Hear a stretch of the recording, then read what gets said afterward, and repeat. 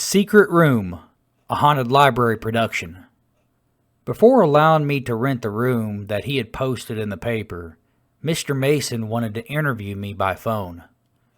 I had answered the ad only 2 hours after the paper had posted it. I guess I had gotten lucky that day, because I normally don't pick up the morning paper, but I desperately needed a place to stay, so I was trying any outlet I could. This was long before Google and Facebook. The interview had been short. He just needed to know that I had a job and a reliable means of transportation.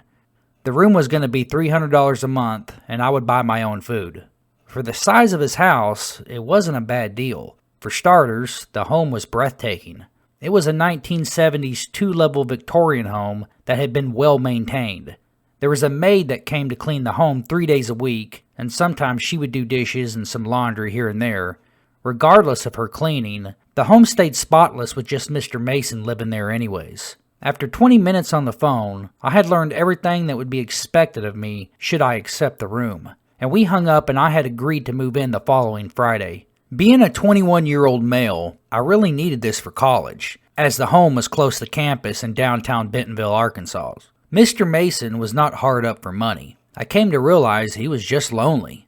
That was evident the first day I moved in. He is a 72-year-old retired Air Force pilot who was married once, and that marriage lasted 20 years. His wife, who had died in the home in the 80s, was the love of his life. They had one daughter who unfortunately had passed away at the age of 10 from complications of the flu. Her name had been Aria, spelled A-R-I-A. I knew all of this because he had told me as I unpacked. I had initially thought it was odd of him to be revealing so much personal information about his life to me this quick, but as his story and past sunk in, I began to feel sorry for the old man. By Saturday afternoon, I knew half of his life history. When he wasn't talking to me about the Korean War or his time being a fighter pilot, he would take me on a tour of the home, showing me just how pristine it was. The house was a whopping 4,000 square foot, with 3 bedrooms upstairs and 2 bedrooms downstairs. Everything about the house was immaculate, from the wood finishes to the upgraded marble countertops to the expensive wood flooring that had been put in just a few years back. But my favorite part of the house wasn't the formal dining room or the library room. It was my room, upstairs. Turns out I had gotten lucky. Mr. Mason had given me the biggest room upstairs, which was nearly the size of any modern-day master bedroom. There was a queen-size bed with a $3,000 brand-new Tempur-Pedic mattress, a large electric fireplace set in the corner of the room, and a huge dresser drawer, the kind that was built solid back in those days. I decided to put my 32-inch TV, which back in those days were still heavy, on that dresser drawer. Everything was a perfect fit for the room, and I loved it. The room was very spacious. The room was everything I could have imagined for $300 a month. The room's window looked down in the garden to the backyard, and from there I could see the next-door neighbor outside tending to her backyard on occasion. She was around the same age as Mr. Mason. Well, the following week came, and I had completely moved in just under 4 hours. The biggest pain in the ass had been getting some of my bigger belongings upstairs without banging it on the stairwell and wall. One agreement had been very clear: not to destroy anything in the house and to clean up after myself in the kitchen and in the bathrooms. Well, that first night, I went to bed around 10 p.m. I was exhausted, but I woke around 2 a.m. to the sound of footsteps in the hallway outside my room. The whole upstairs was carpeted with expensive plush carpeting, so the footsteps were pretty loud to wake me. I sat up in bed, wondering why Mr. Mason would be up here at these hours. I finally got up out of bed to check it out. I opened my bedroom door, which I had locked. Looking out of the room, there is a hallway with 1 bedroom on each side, mine being the center room at the end of that hallway once you ascend the stairs. Well, the hallway was empty. A nightlight on the outlet gave off a golden yellow hue, throwing just enough light to illuminate the small hallway. I went back to sleep, unable to shake the feeling that somebody had been in that hall. I knew what I had heard. Well, the next day on my way to class, I caught Mr. Mason on the front porch. I questioned him about the heavy footfalls. He just smirked and told me that the house was old, and I was going to hear those kind of noises. When I questioned him about the other two rooms, he said the room to the right as you come up the steps, which to me would be the room on the left if I were looking at it from my room, was the secret room, and nobody had been in that room for more than 15 years. The room to the right was just another guest room. I asked him why the room was called the secret room. He lit up a cigarette and cackled, showing his teeth that were obviously stained from years of coffee, nicotine, and tar. Before walking back in the house, he muttered, "The room has many secrets, young man." Well, needless to say, my mind was on the secret room all day. I stared out of the windows of most of my classes, my mind far from class. The sun was vivid, and spring was in full swing. In the class, a professor was speaking about higher consciousness. Outside, the trees on the campus lawn were swaying with the breeze. My eyes and ears were attuned just enough to see and hear all of this, but I couldn't stop thinking about those 3 upstairs bedrooms. I kept wondering what could have actually been in that hallway. Had it been Mr. Mason? And if so, it would be pretty weird that he would be upstairs at all in those types of early morning hours. I mean, it was his house, however, and it wasn't like I had rented out the whole upstairs to myself. Or had it been entirely something else walking through that hallway as I slept? That night, I waited up until 11:30 to see if I could hear anything. The night had been uneventful. I fell asleep just before midnight. Again, though, I woke a little after 2 a.m. to the sound of footsteps in the hall. I went from a deep sleep to a stiff, wide-eyed, frozen state, staring at my ceiling in the darkness. So I waited and tensed up. The footfalls would fade, then they'd grow louder. It was like whoever was walking was starting at my door and walking back to the stairwell, then coming back to my door as the sound faded out and grew closer again.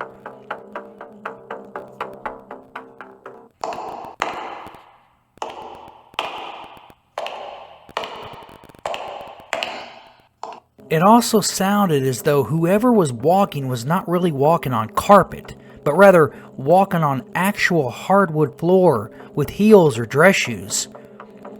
I assumed this carpet had been installed and had not come with the house, so this would make sense if this was some type of restless spirit. I couldn't just lay there anymore. I got up quietly and went to the door where I stood and listened. The hairs on my neck tingled as the footsteps came down the hall and stopped right on the side of the door.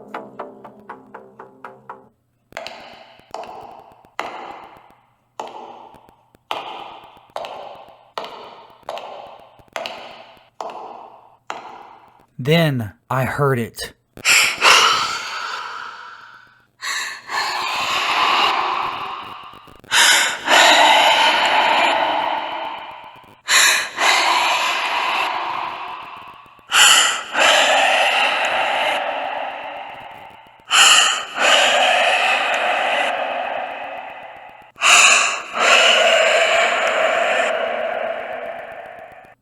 My doorknob twisted.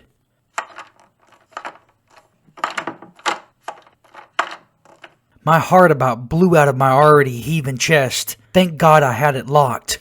The heavy breathing sounded like a younger girl, and she sounded very unpleasant. She sounded vengeful or even evil. Whatever it was breathing directly on the other side of the door now, and I was sure that whoever or whatever it was knew I was standing on my side of the door. My heart raced. I was frozen next to the door. To say I was scared, standing there in a room that was pitch black, a room that was still relatively new to me, with this sound coming from the other side of the door, was an understatement.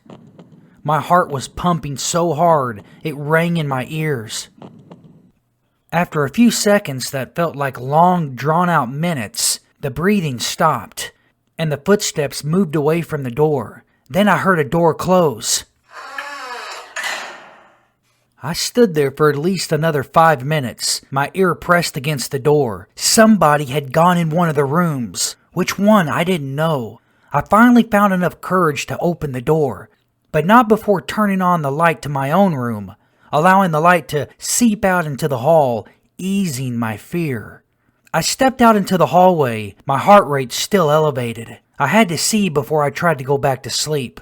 I twisted the knob to the room on my right, which would be the secret room. It was locked. Then I tried the door to my left, locked also. Dumbfounded, I just stood there in the hallway for a few seconds. I finally looked down and noticed a slight yellow glow coming from under the doorway to the secret room. There was a light on in that room. Somebody was in there.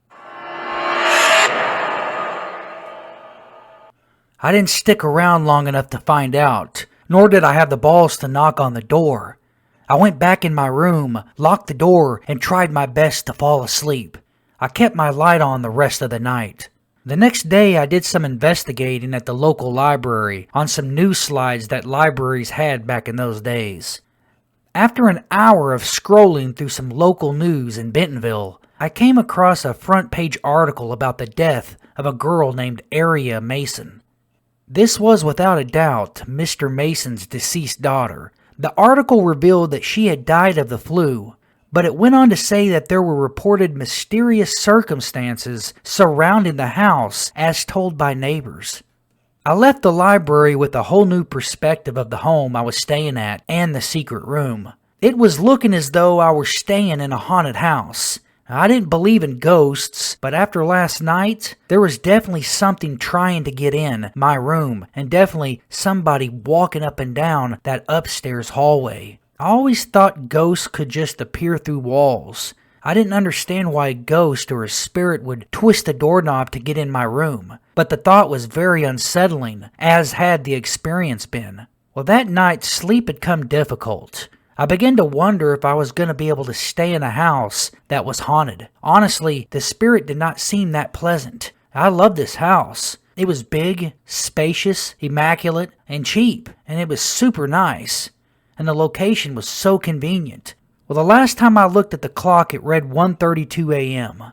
My sleep was deep. I was dreaming. I don't recall what I was dreaming about, but I know I was trying to wake up and I couldn't.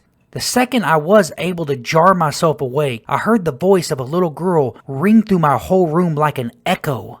You're going to die in there. I sat up, stiff and frightened. I was sweating. This was enough. I know what I had heard, and that surely was not pleasant. Mr. Mason's daughter's spirit obviously did not want anybody in this house. I hopped out of bed with a jump in my step, fueled by outright fear. I almost went downstairs to wake Mr. Mason, but I didn't figure bringing up his daughter would be a good idea, especially this time of morning. I turned on my light and began to dress. I wanted out of this room, even if it meant going out for a late-night coffee to clear my head. I opened my door. The door to the secret room was now open. The hallway was dark, but the nightlight gave me just enough light to see the door ajar.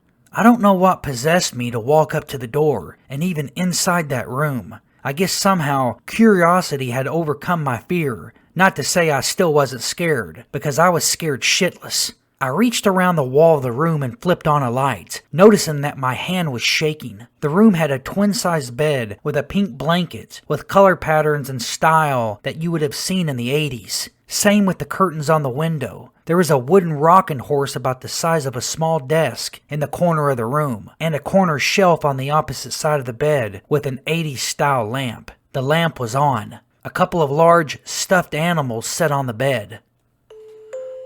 The lights began to flicker off and on. I stood there in the doorway, too scared to move. Then a music box began to play, but I couldn't quite make out where it was coming from. It sounded faint. Then I realized that the music was coming from the closet in the room. I stepped in the room on wobbly legs. I was again sweating, scared. The door to the room had shut. I went for the door, but it was locked. Panic set in, and it was all I could do to not start screaming like a girl, especially at that age. I summoned all the courage I had within me to turn and face the closet, trying to ignore the fact I was now locked inside this room. I crept closer and closer. I put my hand on the door, and I turned the knob. The door swung open, though I had only pulled on it with little force. There, in the corner of the closet, was a small, old music box, and next to that, a small cigarette box. Written on the box was, "The remains of our beloved daughter, Aria." I opened the box to see it full of ashes, what I could only assume were human remains. Nauseated and feeling faint, I put the box back and turned to face the door.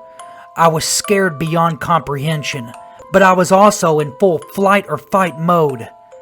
"Let me out of this room!" I demanded. Just then, the closet door slowly closed on its own. I watched in disbelief. I went for the bedroom door, ready to break it down if I had to, but it opened. I hastily grabbed my pillow and blanket and left for the night, opting to stay the night at a friend's house. The next day I explained everything to Mr. Mason, even the secret room being open and me going inside. He said that was impossible, and even showed me that the door had a special lock on it. When he opened the door, I peered in. Nothing about the room was the same. The bed was bigger. There was wallpaper on the walls that hadn't been there last night. The rocking horse was gone. The room was still decorated like a girl had been living in it, but it was simply not the same. I told him right there that I was sorry and that I couldn't stay no longer. I paid him what I owed him, and I was out by that night. The place I'm at now isn't as nice, but at least it's not haunted by a very protective, perhaps mischievous, restless spirit. The scariest part of my story is, I am almost certain that Mr. Mason knows about his daughter's spirit. In a sad, twisted way, I think he condones it.